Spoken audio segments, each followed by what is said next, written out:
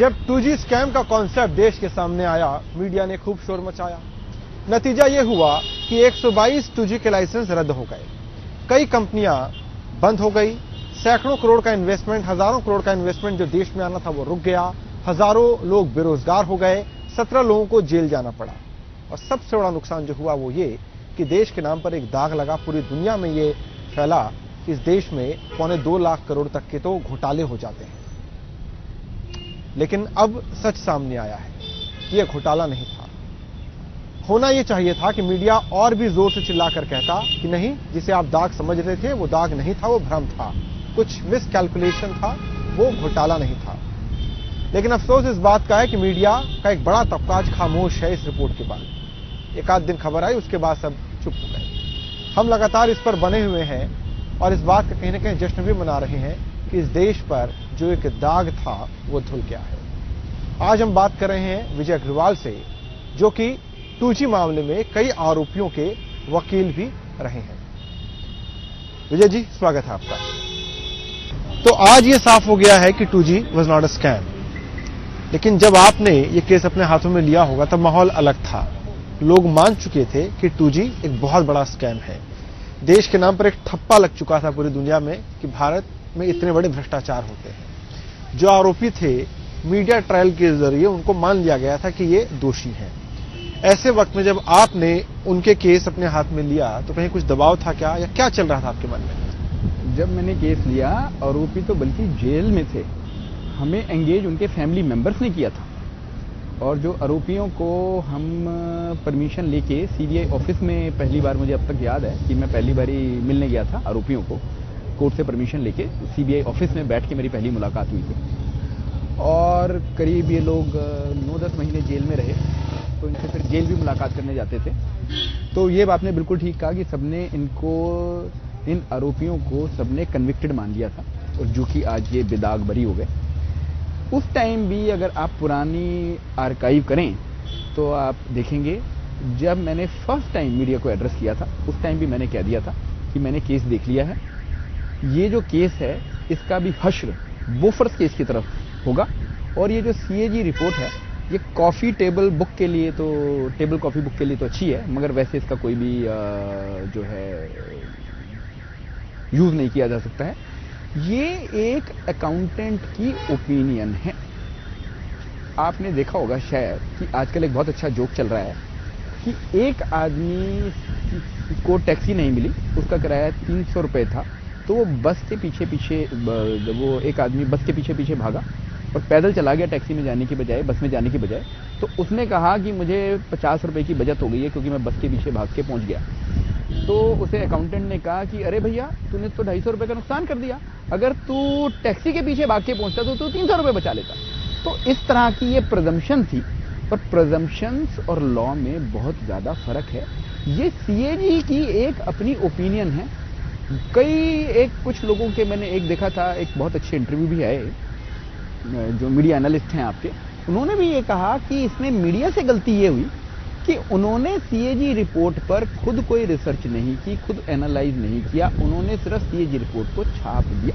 तो जो मीडिया था वो CAG का माउथ पीस बन गया, उन्होंने अपना दिमाग का इस्तेमाल नहीं किया, जिस वजह से ये issue blow out of proportions हो गया।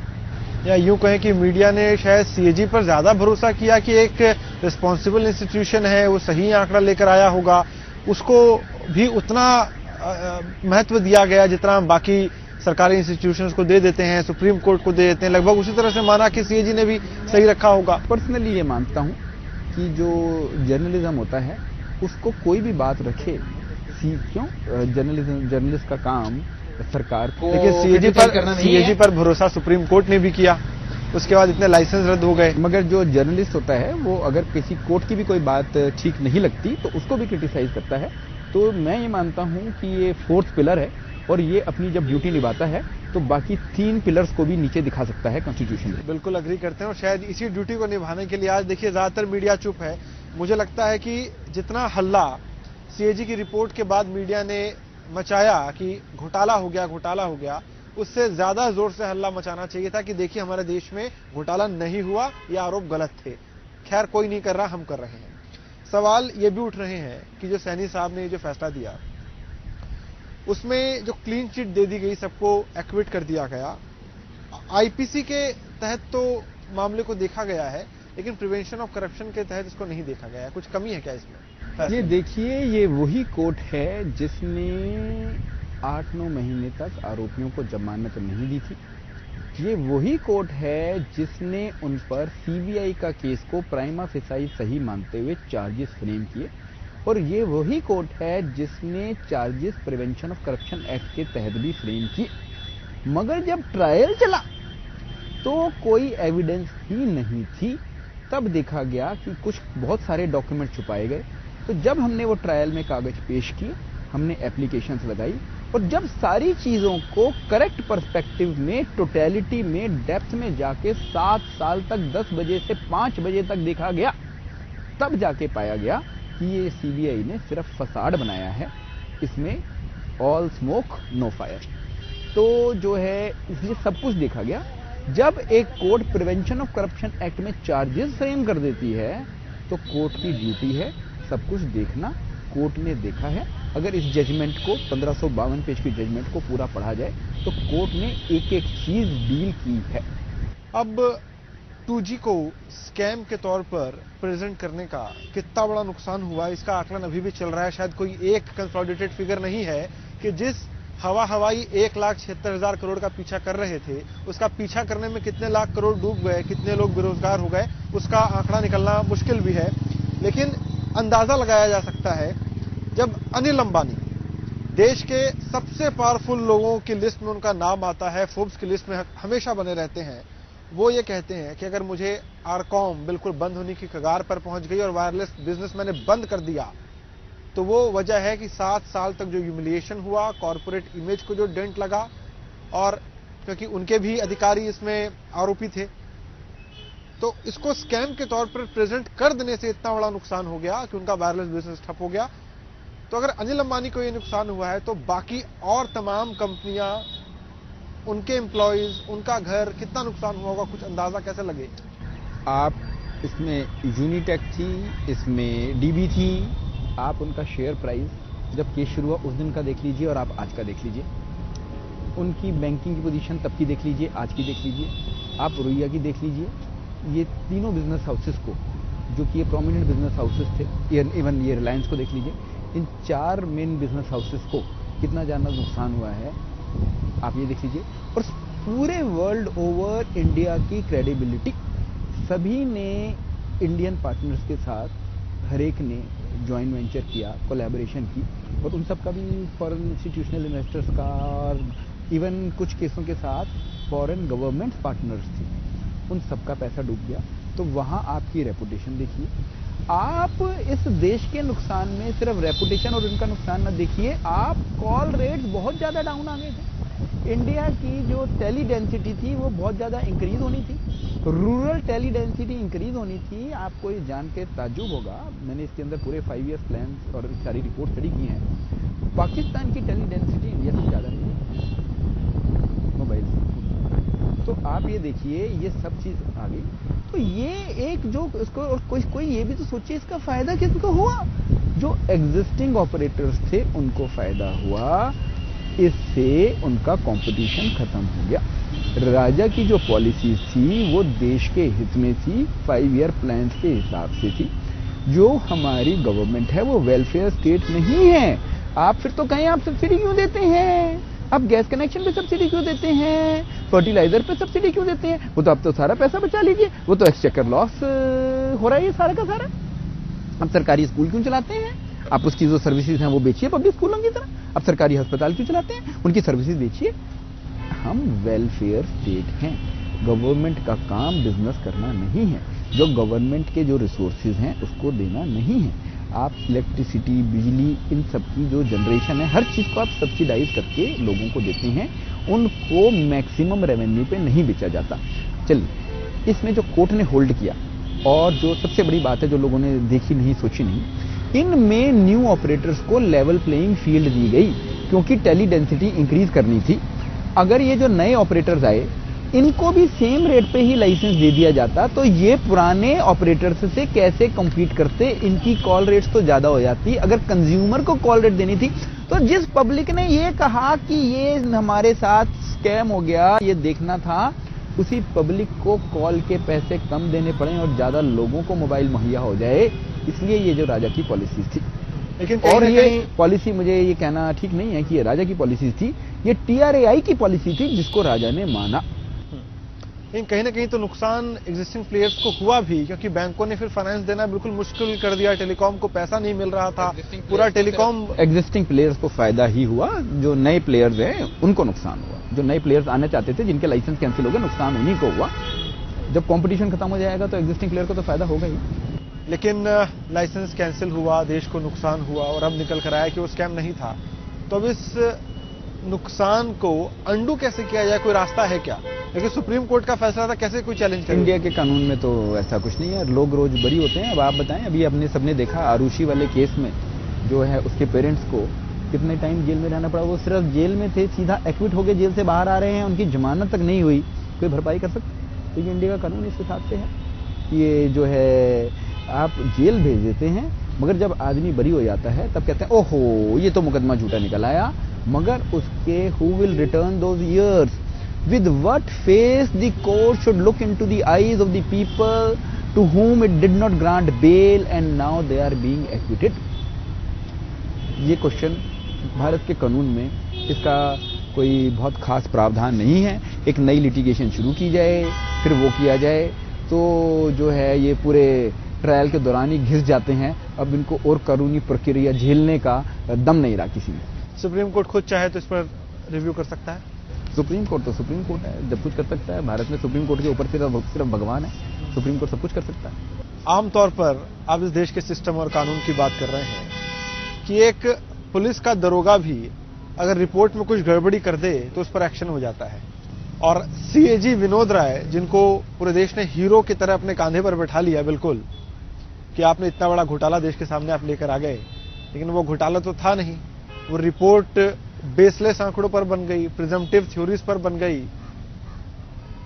लेकिन विनोद राय पर कोई एक्शन नहीं, CAG पर कोई एक्शन नहीं, या कुछ होना चाहिए क्या, ताकि आगे से कम एक ऐसी नजीर पेश हो कि अगली बार अगर CAG कोई रिपोर्ट पेश करे तो प्रिजम्पटिव हवाई आंकड़े न पेश करे। जी देखो, मैं आपने एक जोक की बात की थी शुरुआत में, एक जोक ये भी चल रहा है कि अगर एक बॉल पर 6 रन मारे जा सकते हैं तो 50 ओवर के मैच में 3600 रन होते हैं, तो 200 रन पर अगर आउट हो गई टीम मतलब घोटाला हुआ है। बिल्कुल ठीक कहा आपने, मगर मैं इसमें ये नहीं मानता कि CAG पर कोई एक्शन होना चाहिए। ये CAG की अपनी ओपिनियन है। मैंने जैसे बताया कि एक वेलफेयर एटीट्यूड से चलेंगे या आप कैपिटलिस्ट एटीट्यूड से चलेंगे या सोशलिस्ट एटीट्यूड से चलेंगे तो हर एक का नजरिया फर्क होगा और हर एक की ओपिनियन फर्क होगी। जैसे कि कोई आदमी है मांस मच्छी खाता है तो दूसरा कह सकता है कि अरे तुम जानवरों का कत्ल क्यों करते हो। कोई वेजिटेरियन है तो मांस मच्छी खाने वाला कह सकता है कि भाई तुम घास फूस क्यों खाते हो। तो जो है ये अपना अपना नजरिया है। तो ये CAG का एक नजरिया था जिसको शाश्वत सत्य मान लिया गया। CAG की जो रिपोर्ट थी उसको सिर्फ एक मैथमेटिकल ओपिनियन की तरह लेना चाहिए था कि जी अगर जैसे एक गवर्नमेंट सरकारी अस्पताल में लोगों को सर्विसेज फ्री बेचती है तो गवर्नमेंट को अपनी जेब से पैसा लगाना पड़ता है, और अगर उसको प्राइवेट हॉस्पिटल की तरह बेचा जाता तो गवर्नमेंट को आमदनी हो जाती। तो ये आकलन अगर कहीं CAG ने करके दिया तो गवर्नमेंट अपनी कोई पॉलिसी रिव्यू करना चाहती है, कुछ करना चाहती है, उसके लिए तो ये ठीक है। मगर जो है, और जब ये सेक्टर पूरी तरह से विकसित हो जाता तब जाके कुछ करना था, तब तो बात बिल्कुल ठीक है। तो जो है कितने एरियाज तो ऐसे थे इसमें जिनके लोगों के जो स्टेट थी जिसमें रेवेन्यू नहीं है, लोग तो वहां का लाइसेंस नहीं लेना चाहते। और सेम कोल स्कैम में हुआ। मैं बड़े सारे मुकदमों में वकील हूं कोल स्कैम में।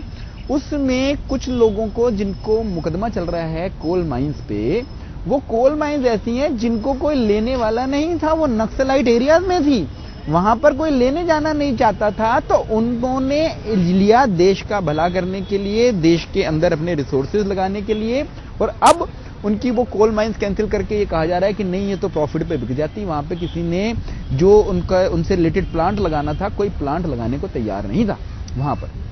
तो उन लोगों ने पूरा इंफ्रास्ट्रक्चर खड़ा कर दिया, सब कुछ कर दिया, उस एरिया का उद्धार कर दिया। अब आपने उनका लाइसेंस कैंसिल कर दिया, और लाइसेंस तो कैंसिल कर ही दिया, अब आप उनको जेल भी भेजना चाहते हैं। वो सब बेचारे अपनी स्टेट्स, वो नक्सलाइट एरिया में जहां उनके प्लान से छोड़ के सब दिल्ली में बैठे हुए हैं। थोड़े दिनों में मुझे लगता है पीएचडी चैम्बर ऑफ कॉमर्स की मीटिंग है वो दिल्ली में होगी, क्योंकि सारे बिजनेसमैन अपना बिजनेस नहीं कर रहे, वो दिल्ली में पटियाला हाउस में ट्रायल अटेंड कर रहे हैं। लेकिन यहाँ पर भी पब्लिक परसेप्शन इतना तगड़ा है कि आपने जब इस केस का जिक्र किया तो आपने भी कोल स्कैम कहा। जी, क्योंकि इसको कहा ही कोल स्कैम जाता है, और जो है हर एक आदमी कोल स्कैम कहता है, और ताकि आपके दर्शकों को भी पता चले कि मैं उसी स्कैम की बात कर रहा हूं जिसको वो 2G स्कैम या कोल स्कैम समझते थे। क्या क्या सिमिलैरिटीज आपको लगती है, क्योंकि 2G वाले में आपने अचानक कोल का जिक्र कर दिया, कोई सिमिलैरिटीज लगती है क्या दोनों की? सिमिलैरिटी सिर्फ इतना है कि कोल स्कैम की जो चार्जशीट है और तफ्तीश है सीबीआई की, वो बहुत ही ज्यादा छोटी है 2G स्कैम से। मैं इनको कंपेयर करता हूं तो मैं कहता हूं coal scam from a lawyer's perspective is a grape, 2G scam was a watermelon. मगर जो है अगर इनकी बेसिक आत्मा देखी जाए दोनों केसों की, तो इनमें 1% का भी फर्क नहीं है। दोनों के दोनों सीएजी रिपोर्ट पे बने, और दोनों में ये कहा गया कि जिन लोगों को उसमें लाइसेंस और इसमें कोल माइंस अलॉट की गई वो लोग एलिजिबल नहीं थे।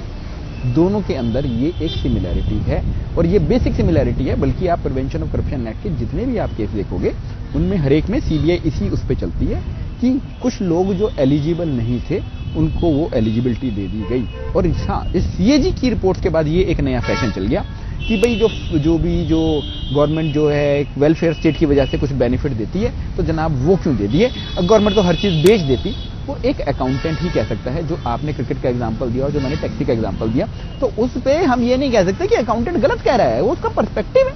बिल्कुल सही बात है, हर बॉल पे 6 रन बनेंगे तो एक ओवर में तो 36 रन बन सकते हैं। अगर आप उससे नीचे बना रहे हैं तो आप इनकॉम्पिटेंट हैं, तो एक्स्ट्रा जुड़ेगा। जी, ये तो फिर इस केस में आगे क्या होता हुआ देख रहे हैं आप? कोल वाले मामले में क्या होता हुआ देख रहे हैं? कोल वाले में भी अभी चल रहे हैं केसेस। देखा जाए तो अभी तो कहीं कोई अभी तो कुछ केसों में सजा हो भी गई है, और जो है मैं काफी सारे केस उनमें सजा पे स्टे है अभी कोई। मगर कोल स्कैम में अच्छी बात यह है कि लोग जेल नहीं गए। इसमें तो लोगों को पहले जेल भेजा गया, फिर उनसे पूछा गया हाँ भैया तुम्हारा नाम क्या है। लेकिन जितना नुकसान 2G के लाइसेंस कैंसिल करने से हुआ उससे ज्यादा कोल ब्लॉक कैंसिल करने से हुआ। बिल्कुल जी, और उसमें भी मल्टीपल पार्टीज इन्वॉल्व हैं, और उसके अंदर तो ये नेचुरल रिसोर्स है। इसमें तो सिर्फ एक टेली डेंसिटी की बात थी 2G में, उसके अंदर तो कोल सेक्टर के डाउन आने से और माइनिंग ना होने से तो ओवरऑल इकोनॉमी पे फर्क पड़ता है। और सबसे ज्यादा फर्क तब पड़ता है जब एक आरोप लगता है, कोई हवा में पत्थर उछालता है कि देखो स्कैम है, और सब उसको तुरंत स्कैम मान लेते हैं, इंतजार नहीं करते उस पत्थर को नीचे आने दें, जरा देखें टटोल के है क्या। ये हड़बड़ी में अक्सर मीडिया भी आ जाती है, और इसलिए शायद शुरुआत में आपकी जो मीडिया को लेकर थोड़ी नाराजगी थी शायद वो जायज भी है। अब ये अंडू कैसे हो, ये परंपरा खत्म कैसे हो? स्कैम कोर्ट के आने से हम इससे सबक लेना चाहिए, मगर कुछ लिया विया नहीं जाता है। आप ये देखें, अब निर्भया में इस टाइम इतनी सारी बातें हुई, अब वो दोबारा फिर शुरू हो गया, इस तरह की खबरें फिर दोबारा से आनी शुरू हो गई। तो ये कुछ दिनों के लिए है। जब ये स्कैम हुआ था तब थोड़े दिन ज्यादा शोर मचा, अब ये बरी हो गए, अब थोड़े से दिन शोर मचेगा, फिर दी पब्लिक मेमोरी शॉर्ट, फिर ये सब डाउन आ जाएगा। मैं एज ए चार्टर्ड अकाउंटेंट बहुत ज़्यादा फाइनेंस कंपनीज का भी डील किया है। कभी आ जाता है फिक्स्ड डिपॉजिट का फ्रॉड, फिर लोग बंद हो जाते हैं, फिर शेयर मार्केट का फ्रॉड आ जाता है, फिर प्लांटेशन कंपनीज का आ जाता है। तो हम ये सबक नहीं लेते।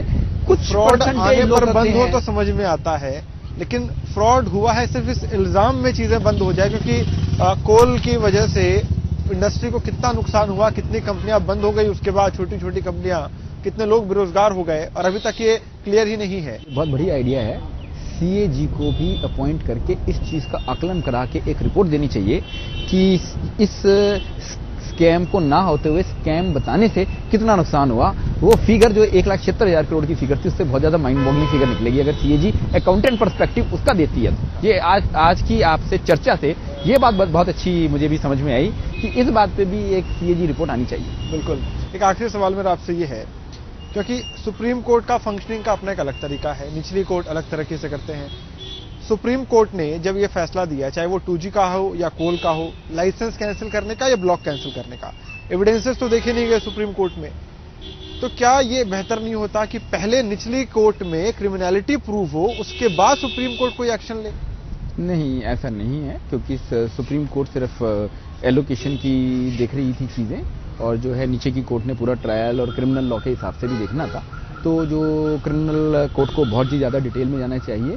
मगर जो है मेरा फिर भी कहीं मानना ये है कि जो सुप्रीम कोर्ट ने पेपर्स जो सुप्रीम कोर्ट के सामने रखे गए और यहाँ जो पेपर्स रखे गए और हम 7 साल में जो सारे पेपर्स प्रेजेंट कर पाए, बहुत दोनों के अंदर फर्क है।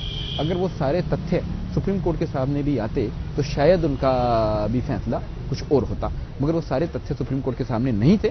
जो सुप्रीम कोर्ट ने फैसला दिया, जो उनके सामने तथ्य थे, उन पे फैसला दिया। तो वो है story 7 blind men on elephant, 7 blind men and elephant. So one sees the tail and calls it a rope. One sees the leg and calls it a pillar. बहुत बहुत आपका शुक्रिया। दरअसल 2G मामले में सिर्फ CAG की थ्योरी ही presumptive नहीं थी। कहीं ना कहीं हम सबने ये प्रिज्यूम कर लिया था कि 2G एक स्कैम है। हालांकि सच या झूठ इसका फैसला अदालतों से होता है। अदालत ने फैसला दिया कि यह झूठ था, स्कैम नहीं था। इसके बाद भी बहुत सारे लोग ऐसे मिले जो इस बात को मानने को तैयार नहीं थे कि 2G स्कैम नहीं है। कहा गया कि शायद वहां प्रूव नहीं हो पाया, एविडेंसेस जुट नहीं पाए। ये जो प्रिजम्पशन है ना कहीं हमारे मन में बहुत गहरा जम जाता है। इससे देश का नुकसान होता है। बेहतर है सच और झूठ का फैसला सिर्फ अदालतें ही किया करें, आप और मैं नहीं। नमस्कार।